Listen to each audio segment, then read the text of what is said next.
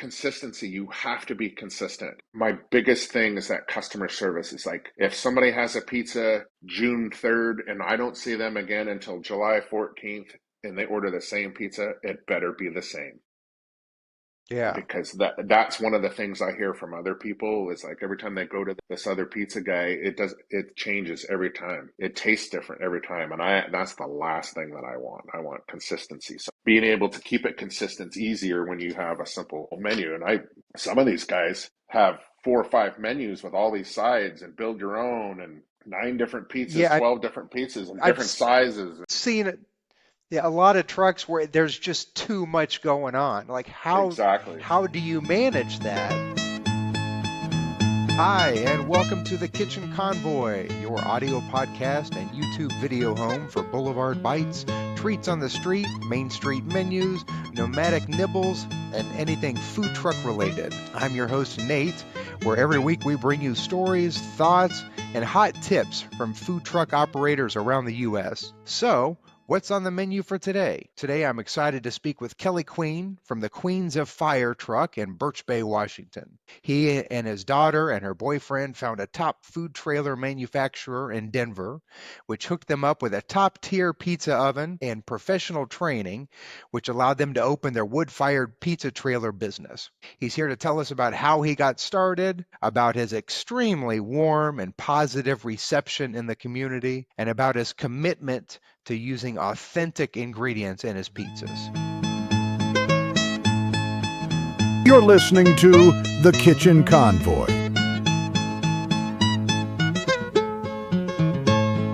This podcast is sponsored by OrderUpApps.com, the easiest way to run your food truck business without the headache. Let OrderUp Apps handle the tech so you can focus on serving great food.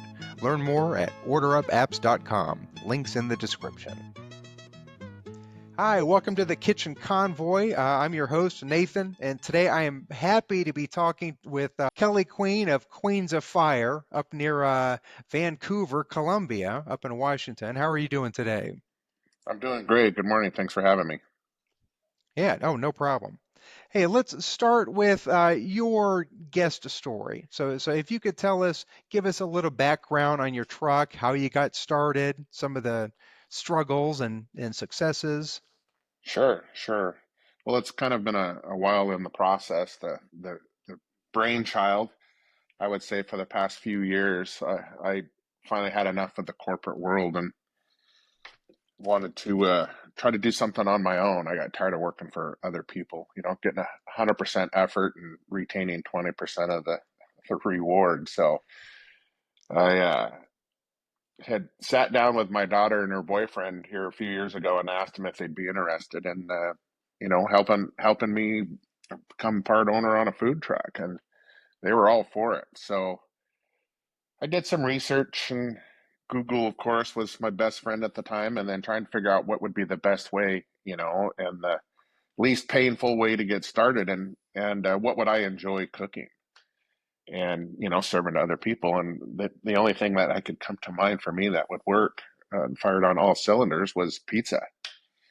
There's several reasons behind that. There's everybody loves pizza. I'm pretty well traveled. I've been to about 33 countries around the world, and that's one thing you can get anywhere you go is pizza, which is wonderful. So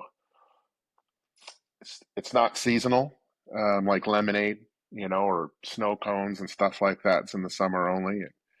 I wanted to do something that we could do full time year round. So figuring out the kind of pizza was probably the hardest thing to do. I started looking at possibly buying a used truck or trailer and did some research online and was kind of searching them around, and they're just kind of not available out there. Just not a lot of them out there. And then probably the type of pizza, was going to be surrounded by the type of oven that I used. And at first I was thinking electric, and trying to do something simple. And then, which could be like a New York pizza, and I was like, I want to have that wow factor, something that's not around here. Anywhere you can go, you can get a New York style pizza. And I just wanted to be different. So I did some more research, and probably the one choice was my biggest fear was the wood-fired oven. And I just Hmm. didn't know a lot about it. I'd never cooked in a wood-fired oven before. I knew that that was going to take practice and certain skills to be able to master that oven. And I started looking at new. I couldn't find anything pre-owned at all. So I started looking at new, and I clicked a link for some information about this company out of Denver, Colorado. They're called the Fire Within. That's what they specialize in. They build wood-fired ovens, mobile units, from a single axle, little tow behind your car kind of pizza oven to up to a 24-foot fully enclosed trailer. And here in Washington State, we fall under certain guidelines. We have one of the most stringent inspection agencies of all 50 states, and it's called Labor and Industries up here in Washington. So it had to fit that criteria.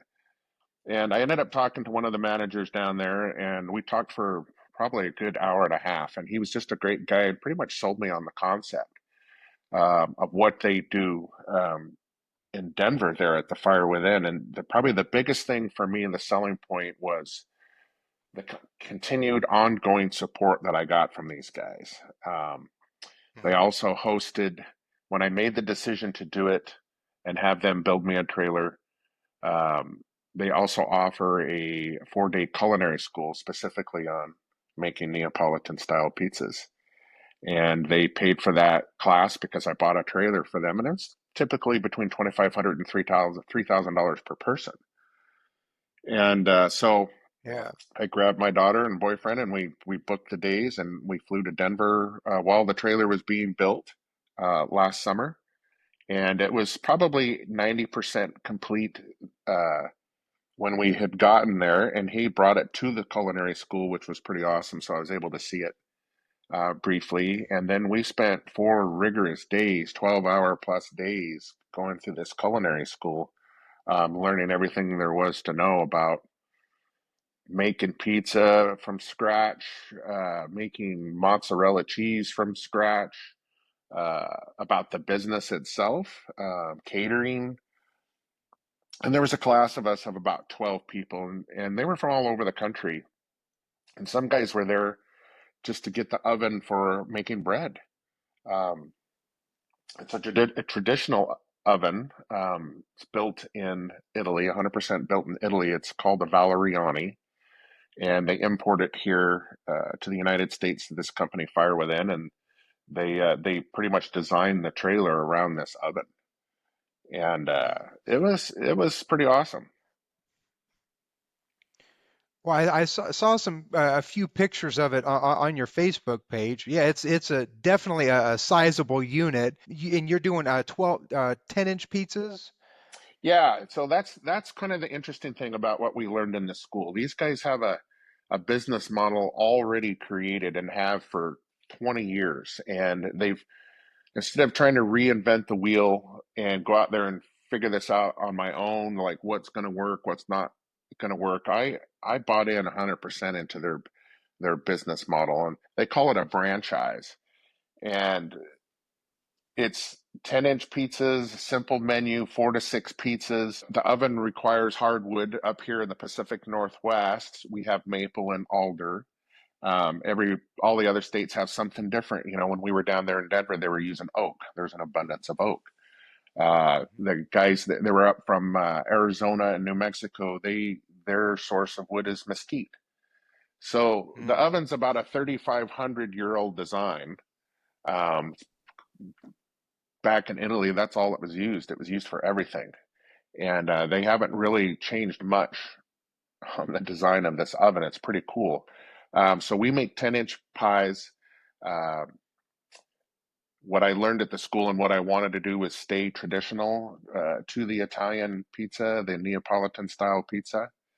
The oven operates between 750 to 900 degrees, and it requires certain type of flour that it won't burn, and that it'll bake and rise properly. So I wanted to stay Italian as much as possible.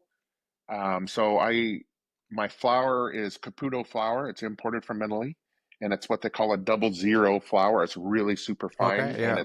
Yeah, it's designed for this high heat, and the flavor is just, they were using these ingredients down in the school, and I'd never tasted pizza that good before. I mean, I was blown away, and I've eaten pizza, like I said earlier, all over the world, and there's good pizzas, and there's like wow pizzas, but this, what the ingredients they were using, I had to have.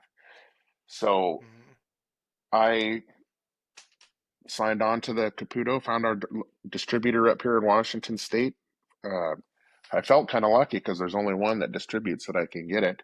The tomato sauce that we use is San Marzano tomatoes. It's imported from Italy as well. It's Bianco di Napoli, is our tomatoes. Very simple, organic tomatoes. There's a little bit of olive oil and crushed basil, that's in the sauce, and that's it. It's very clean, lots of flavor, and the cheese. The cheese came a little later. They were using cheese out of Wisconsin down there. It's one of the top mozzarella cheese manufacturers in the U.S. It's Grande Cheese Company, which is an excellent cheese, but it wasn't Italian. So we went with that for a while, and then I did some research, and one of the guys that I follow, um, I watch a lot of his videos and stuff. His name is Siler Chapman, and he's got a big organization on the East Coast in Charlotte, North Carolina. And he has 8 or 9 of these trailers that he's operating out of Charlotte. And just recently, last year, he has a brick and mortar business, and he's been doing it for quite some time. So just kind of watching him. He's also one of our guest speakers at the school too. So talking to him and listening to him is something I wanted to follow. And he's his business is called the King of Fire, and he's got world championships under his belt. He's a world champion dough tosser. I mean, he's something else. He's a younger guy, and yeah, he's something else, and he's pretty much perfected it. And it's just so he I was following him, and then he talked about this cheese company from Italy, and it's called Baccio cheese, Bacio. And he said it was incredible. He talked about the stretch characteristics of it, and the reheat on it, and how this cheese still stretches amazingly on a reheat, like the next day, for leftovers, and the flavor. So I just inquired online, and the local rep reached out to me and came over about a week later and brought some samples. And it's made with buffalo milk and with a white cheddar blend. And I tell you what, it's changed everything. I mean, the grande is good. It's excellent cheese, but man, this Baccio cheese is just taking it to the next level. So that being said, my 3 primary ingredients are Italian. So imported Italian flour for the dough, um, Italian tomatoes, and then Italian cheese. So with those 3, then the rest of the ingredients for my pizzas are just simple stuff that I can get from local distributors or the market. And I go fresh. I try to hit some of the local gardens in the area this time of the year and get fresh basil and stuff like that. So that's kind of in a nutshell, um, for my menu and what we stuck to it, and we're busy as can be, and we're not advertising. It's just word of mouth and people that come at and had the pizza. We've done multiple catering jobs, and we're getting more jobs from those catering jobs. So yeah, it's been quite a lot of fun. Okay. Yeah, let's take a little more detailed look at your menu. I do have a couple questions. Yeah. You have six pizzas on your menu, right? Yes. Which one is the most popular? Probably the most sold is going to be the what we call the carnivore. My most expensive pizza. It's coming in at $20. Um, it's the most popular, surprisingly. The second one would be our what we call the honey pot, and it's loaded pepperoni, and we have our own hot honey that we drizzle on it. We collaborate with a company out of New Mexico called Naples Drizzle, and we have our own label, and their honey is has local New Mexico chili peppers that are in it. And so we Okay. drizzle that over the pepperoni. And the first time I'd heard that was last year when we went to the school about having pepperoni pizza with the honey on it. I thought it was crazy, but I tasted it and now I can't eat it without it. I think that's a Denver thing. Well, when I lived in Denver, that was pretty popular Oh, is that right? trend. Yeah, I They'd was put like, honey on the what? table. Yeah. Might be a But Denver we style. sell it now. We have people, customers that just come to get the honey from us, so they can put it on things at home. So the honey's fantastic. Uh, but yeah, the carnivore is a recipe, um, basically that I borrowed from my youth growing up in Central Washington State. There was a local pizzeria there, and they had this pizza that is basically the same ingredients, and it's of course your dough, your sauce, your cheese, and then we add Canadian bacon, pepperoni, Italian sausage, black olives, fresh sliced mushrooms, and on the top is American bacon that we put on the top, and it's just the flavors are just roaring in that, and people love it. The carnivore Yeah. is by far the most popular. Then I would say the honey pot, the pepperoni with the drizzle would come in second. Well, I saw a picture of it on your Facebook. It looks like it would be a full meal. I mean, I would if I would not be hungry after finishing that if I could No, finish it. Yeah, it's a and it's a you would it's a finish big it, and thing. you wouldn't want to share it either. It's so funny. The 10-inch pizza, I've learned to buy into it. I thought, oh my God, it's such an odd to, size pizza. But they promised me, and they go, just trust us on this 10-inch pizza. Because it's like, it's not big enough to share, but is it too big to, it's just, it falls into this strange category. And now I understand. And we have customers that come up, oh, we'll share this pizza. No, they'll go start, and then 5 minutes later they come back and order a second one. So that's the that's the business model. So it's enough for one, and sometimes some people, it's very rare, but sometimes some people go home with a slice or maybe two slices that have small appetites. But yeah, once you Yeah. bite into it, you're not wanting to share it. It's so funny to watch customers when they go sit at a table, like we're in an area where there's picnic tables and stuff, and they'll go over there with their one pizza, and you see them take a few bites, and one of them will get up and come over and order another one because they know, and using the ingredients that I'm using too, that Italian flour, it doesn't leave a bomb in your stomach, right? It's not that real, it's really light and fluffy, and so you don't have that Yeah. heavy feeling after eating, like traditional American pizza or Detroit, uh, Chicago, New York Chicago, pizzas. yeah. Yeah, they're just, oh, I'm a one slicer on those guys. Yeah, it's time for a nap. Yeah. Yeah, and it sucks. That sucks because I want to keep eating it, but you can't. But on this pizza, you can keep eating it. Hey, I usually ask most people about gluten-free, low carb diets, those kinds of things. Have you seen any demand for, I hate to call it healthier fare, but kind of newer style diets? Have you seen any of that? Well, keep in mind where I live. I'm in the Pacific Northwest, so it's if there's any strange diets are going to be founded, it's going to be in this state and coming out of the Seattle area. So I have to, I have to.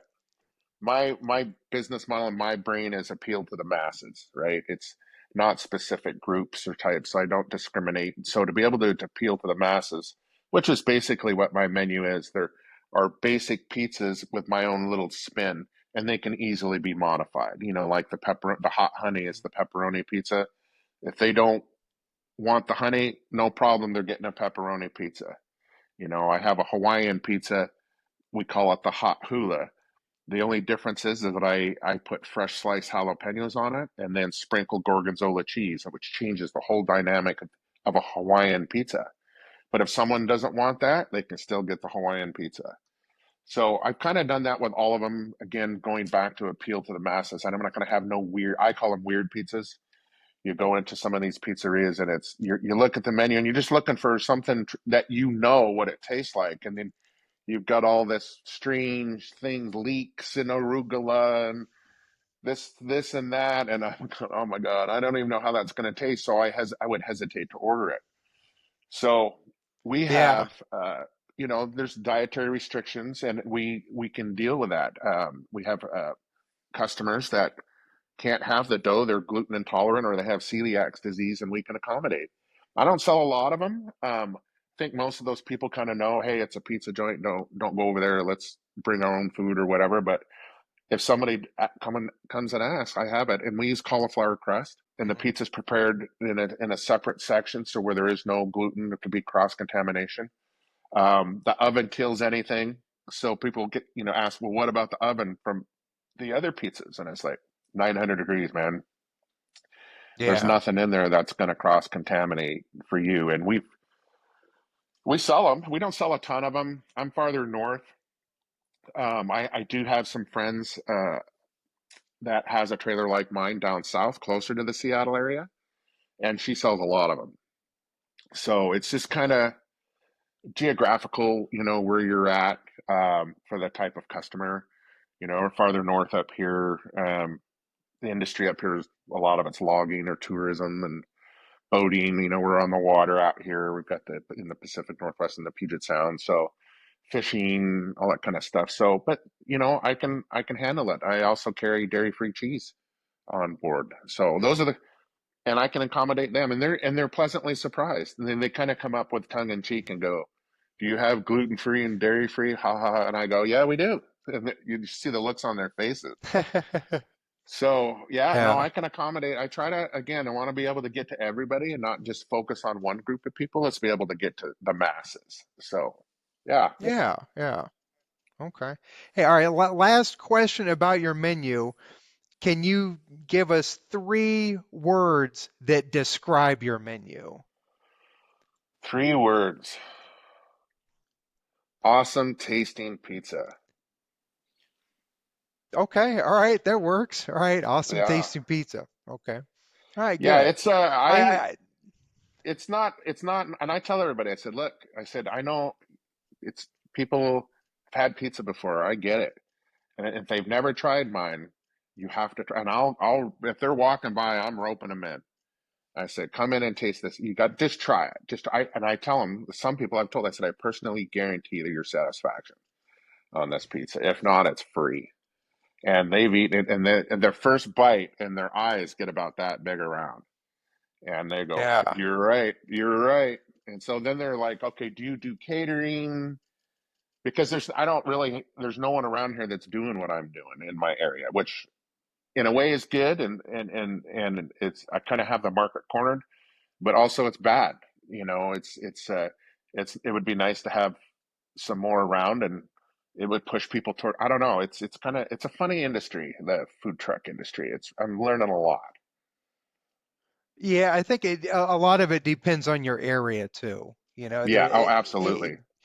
Big city, small towns, so many different trends, different expectations, all that kind of stuff. Yeah. Okay. Yeah, I'd like to move on to the tips and tricks. So this is your opportunity to give us your best operational hack. Maybe there's a food prep idea. This is speaking to somebody that either wants to open a food truck, but maybe they're scared or they're nervous, or somebody that has a food truck, but maybe they're just kind of struggling and they need that extra help. What would your advice be for someone like that? Well, it's a great question. I knew nothing about this industry before making the decision. I knew nobody that had it. So I've kind of had to break through all of this on my own and learn as I go. It would have been a tremendous benefit to have reached out or went and talked to other mobile food vendors and kind of get the lay of the land and get a map, get even a crude map on the process to navigate your state, your jurisdiction. Again, going back to Washington State, is one of the most highly regulated, if not the highest regulated, when it comes to restaurants and just labor. Um, so do all that research first. Know all your rules and regulations prior to that. If you're going to buy a pre-owned food truck, make sure it is already inspected and passed for that local Hmm. jurisdiction. If you're going to start new, my best advice would be to get all of the build paperwork and everything while it's being built from the manufacturer and get it sent into the inspector while it's being built, and approved by them. And then all they need is the physical inspection when your trailer arrives or your truck arrives. And then, because that's days. I had the trailer show up in August of last year. It was October before the health department was able to come out and look at it. And then after they passed it, which was in about 5 minutes because it's brand new and it's a beautiful trailer, I waited another 4 months for the labor and industry to come out and inspect it and give me my decal, which is like it's a gold decal and it truly is gold. Um, and it was March of this year before we could even open up and sell a pizza.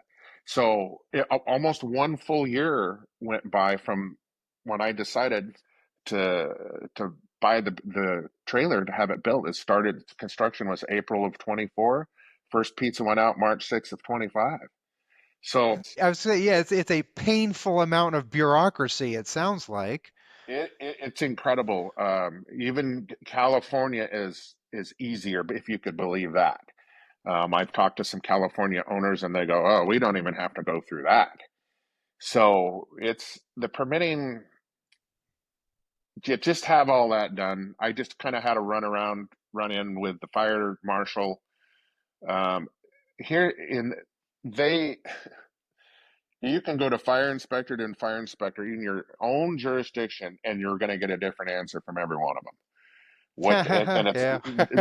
they all admitted that this is all new to them and they really don't know. Now they know how to do a brick and mortar. They know, okay, you got to have this and this. But for mobile, because we're all different, the left hand doesn't know what the right hand's doing. It was very frustrating. I have Yeah. that all done now, but I'm overprotected now. I have a certain extinguishers in my trailer that aren't required because I don't have any grease. I don't fry. I don't have any fryers. I just have a wood oven. Mhm. And that would be something as well. For someone that wants to do this, really understand, what you're going to get into. Like, is your vehicle going to require a fire suppression system? Are you going to have fryers? And does it require propane LP, that is powering your whatever? I don't have any of that, which was Mhm. a conscious effort to get away from all of that. So there's less concern or less inspections, less problems that I'm going to have later down the road. My source of cooking is the oven. It's wood. What I put in it, I light it up and it's good. I don't have to have any of that. So that would be something for sure. Maintaining your equipment as well. And I see a lot of these. We go to these functions and there's multiple trailers, and some of these guys, I was like, I don't know how these guys pull these things down the road or even drive them. Well, one other tip that you might give, and we haven't talked about it that much, just a little bit, but the keep it simple idea. You have Yeah. six menu items, right? Yep. No Yep. sides, not just that's easy and fast, and it's clockwork, Yep. easy in, easy out. Yeah, so you don't Yep. have all the extra stuff. I don't have extra stuff. I don't have any food waste. Nothing gets thrown out. The only time something hits the garbage can is if we make a mistake. If I build the wrong pizza, and usually that's what's going home tonight for dinner. It doesn't get wasted. Now I have on a slow days if we're slow somewhere, that's the killer because I'm not as attentive. I actually forgot a pizza in the oven. I sat down and they Oh cook. no. The design of this business and this oven is it's 90 seconds to 2 minutes in the oven because it cooks so fast. Well, if you forget that it's in there, in 3 minutes, it's a piece of charcoal. And I'd done it one time when we first started. I sat down and I was having a conversation with my daughter, and we both didn't even think about it. And there was one pizza in there, and I jumped up and I went, "Oh no!" And it doesn't catch on fire or anything like that. It just turns into this crystal, this 10-inch circle. So we laughed. The funny thing is, I could build another pizza and have it in the customer's hands in about 6 minutes. So Yeah. they never knew, thank God. But yeah, that's keeping it simple, for sure. Keeps your costs down. Um, Also, consistency. You have to be consistent. Um, my biggest thing is that customer service is like, if somebody has a pizza June 3rd and I don't see them again until July 14th and they order the same pizza, it better be the same. Yeah. Because that's one of the things I hear from other people is like every time they go to this other pizza guy, it changes every time. It tastes different every time, and I that's the last thing that I want. I want consistency. So being able to keep it consistent is easier when you have a simple menu. And I some of these guys have 4 or 5 menus with all these sides and build your own and 9 different pizzas, Yeah, 12 different pizzas and I've different sizes and seen it. Yeah, a lot of trucks where there's just too much going on. Like exactly. how do you manage that? I don't know. Well, there'd be so I much don't know. food waste and mistakes that you're opening up a door for mistakes. I mean, I'm by far not perfect, and occasionally if the tickets start stacking up and I got to have someone who's writing those tickets to definitely we have to be on the same page and speak in the same language. Yeah. I need to be able to read their writing and understand, okay, because I am a little liberal. It says on my menu no substitutions, but I just put that in there just to kind of ward off the what I call the Starbucks customer, which remember where Yeah. I'm from. So when we travel south and into the nearest city, which is Bellingham, Washington, of about 100,000 people, we get the Starbucks customers. And we chuckle, but they'll come up and they go, "Can I get half this with a quarter of that with this on the side and this and it's like, no. They want to split a margarita. You want half margarita pizza, no, we're not going to split a margarita pizza. So, but if someone doesn't want the honey or they want to add black olives or sausage to the pepperoni pizza, that's easy. I can do that. But Yeah. Yeah. yeah, I call them Starbucks customers, and it's funny. There's probably 5 different places here in our county that I go, and our customer base is all different from each one. It's fascinating. So that's we got to be able to appeal to all of them, though, right? Yeah. Yeah. Well, and do it simply. It sounds like you're doing a really good job on that. So, Yeah, it's okay. working out. It's working out. So we're getting the kudos, and my reps are pretty proud of us, and the company that I still talk to probably on a monthly basis that built the trailer for advice, and that's the one thing I've got those Okay. guys for life. And then if they don't know the answer, they'll connect me with some of their other customers that could be anywhere in the United States. They've got almost 3,000 of their ovens trailers represented in all 50 states. So they're a pretty big outfit. They know what they're doing. And so there's just a huge resource of advice and support there from them, Yeah, it sounds like it. I think a which lot is of people would be crucial. jealous to have that. Yeah. Yeah, no, I'm not out here trying to figure it out on my own at all. So I'm grateful for Yeah. that. I've got that support. Of course, it's my business. I do it my way. Um, and my daughter is a massive influence in it as well. She comes up with the recipes or a modification to my recipe that she wants to change and do this, and I go, well, let's make one and taste it first. And of course, she's right each time. She's a great cook as well. So, but if we deviate from the menu, it's because we have specials. So we'll do, which is fun. So we have a special board that we do, and that's when we get to really experiment with other pizzas. Um, Yeah. we have a barbecue pizza. We have a chicken bacon ranch pizza, which is fun to make, and it's a gorgeous pizza when it comes out of the oven. Our newest is a Greek pizza. We call it the Aphrodite. So it's a Greek with feta cheese and olives and artichoke hearts, and it's a good pizza. And then I do what just one of my funnest pizzas that I came up with. It's called the Green Monster, and it's a pesto based pizza. So it's Okay. an amazing pesto with chicken, red onion, and then I roast garlic cloves, roasted garlic cloves that are go on top of it, and that's a hit. That people love that pizza, and it's good. It's really Yeah. tasty. Okay. Let's move on to the lightning round. So for this, I'm going to Okay, ask you 5 questions and just give me the first answer that comes to your head. Okay, are you ready? I'm ready.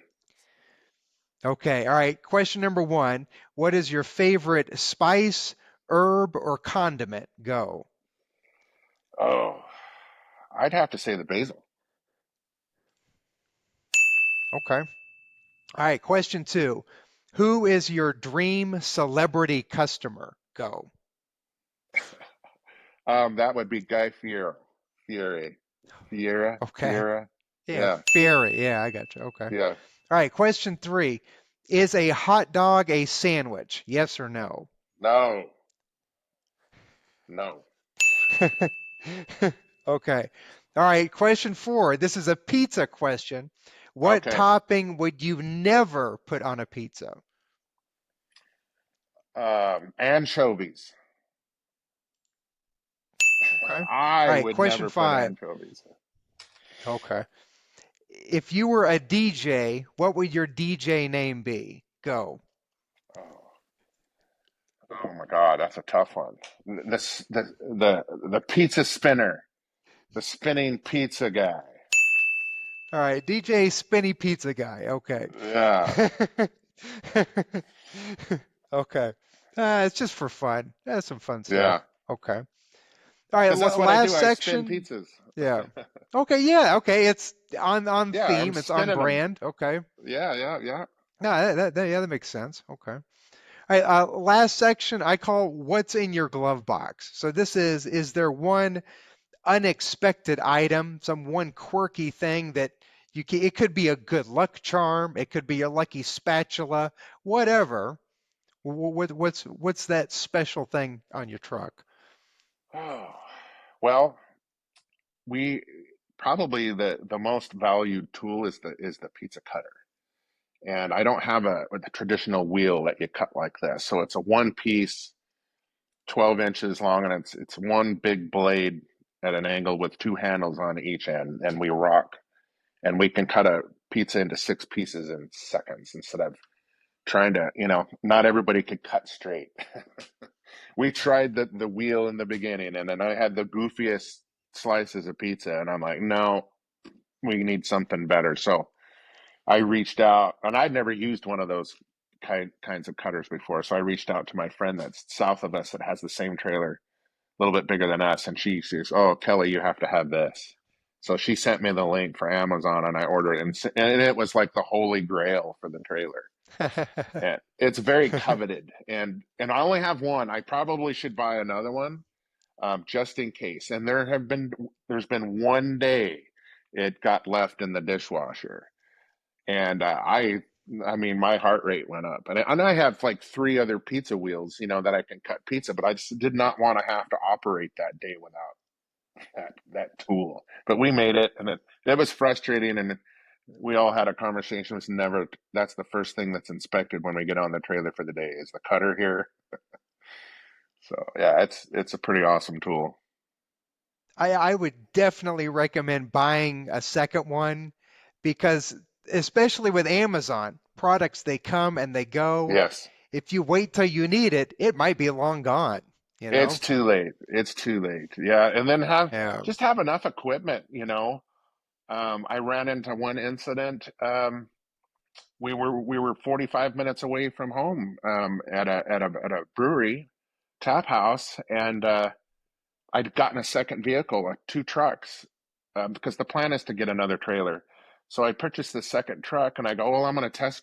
We'll pull the trailer and test it. So I took that truck. Well, all my extension cords were in the other truck. So we figured it out. The customers all came together because they wanted pizza, and they all raced home into that area where they lived and come back with the cords that I needed to be able to get that thing going. I mean, I couldn't even turn on my generator because I left those cables at home. So it worked out. But so now I have 2 sets, one set for each truck. If I decide at the last minute I'm gonna, use this other truck to pull the trailer, I know that equipment is in that truck. So that, yeah, Yeah. I got caught with my pants down on that one, and that was embarrassing. But the customers loved helping, and there were some pizzas that went out at no charge for assisting. So they were pretty excited about that. But just make sure that we do a checklist every day before you hook up and head out. We my daughter's here now. I'm looking out the window. She showed up and she's out there now prepping for Thursday. So Thursday is when we open back up again. So she's cleaning and prepping, and there's always something to do. It's a 7 day a week thing. So just, if I could let anybody know that this just is, it's not just the pizza business when you're open for business. It's 7 days a week for us, and we're only open 4 days a week, sometimes five if there's a special event that we're going to do. But if we do a 5 day week selling pizzas, we're pretty wasted.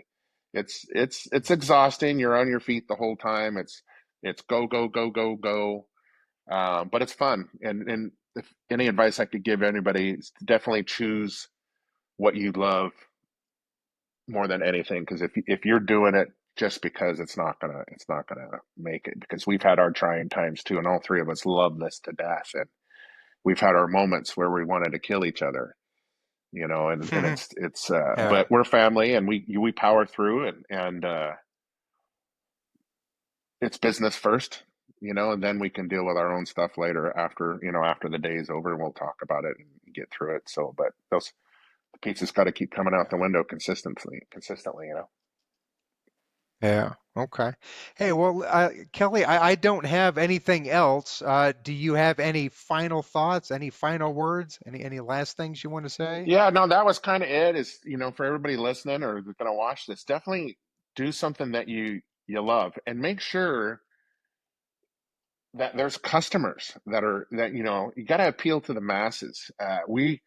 My daughter and I were in Vegas just recently, and to this point, it was for the Food Truck Owner Association conference that they had, which I didn't know existed until, of course, I started doing this.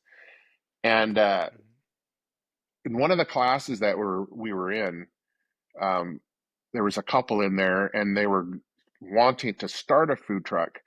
And then the instructor asked them, "Well, what are you guys going to do?" And she's going to do like breakfasts, like a breakfast food truck. And I had to sit and think about that, and like, who is going to be your clientele?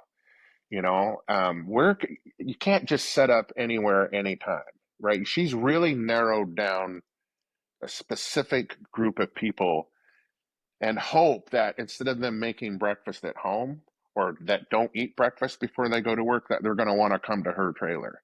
And so I really thought about that, and I was like, ugh, I Yeah. wouldn't. There's no way, I would go down that route. And so again, it goes back to, provide something that everybody loves any time of the year. Um, don't be seasonal. I've got here where I live, there's a couple of lemonade food trucks. They just serve lemonade, and in the Pacific Northwest, that's 2.5, 3 months out of the Yeah. year where Yeah. we have sunshine and 70+ degree weather, where someone might want an ice cold lemonade, when they're out and about. The rest of the time, those trailers sit in that driveway covered up, and mine's going to operate year round. So that would be probably the best advice: is, love what you're doing, and then make sure that everybody's going to want what you have, and Mhm. don't be weird. Don't have something weird. Don't that. And what I mean by that is, again, it's shrink. Don't shrink your customer base to specific Yeah. people.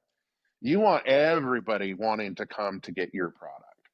Yeah. Cast your net far and wide. Exactly. Exactly. Yeah. Okay. That would be my advice, and I think anybody listening to this would think about that and go, yeah, that makes sense. I would like to think, Yeah. because Okay. it's a What? pretty tight knit community out there, and that's really fun too. I'm Every time we go to a function, if there's more than one food truck, I make it a point to go introduce myself and meet everybody, and it's kind of cool because we all trade food.